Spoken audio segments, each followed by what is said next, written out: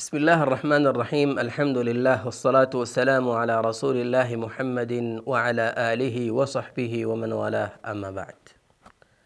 د الله رب العالمین نه یاره ساتل د الله خوف باید چې دا د انسان په زړه کې کله هم ختم نشي. په کوم زړه کې چې د الله نه خوف وي، د الله یره وي، هغه زړه کله هم د الله د رحم نه مایوسه کیږي، هغه زړه کله هم نه محرومه کیږي، بلکې د الله رب العالمین طرف ته هغه نږدې کیږي.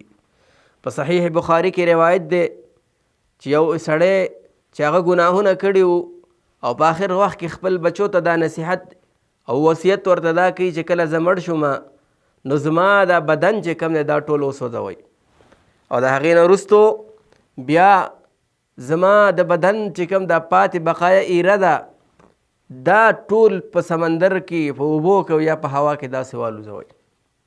دلته دې سړي دوه کارونه وکړه، یو دا وصیت وکړه، دا کار یې وکړه چې خپل ځان سوځول چې دا ممنوع دي، او دویم دلته انکار د قیامت هم راځي چې دوباره را پاسېدل نشته ځکه دا کار کوي، او انکار د قیامت چې کوم دی دا کفر هم دی. المهم د هغې بچو هم دا کار وکړو، الله رب العالمین په خپل قدرت باندې د هغه ایرې ټولې راټولې کړي او تپوس ترې کوي چې لم فعلت هذا، دا کار دی ولې وکړه؟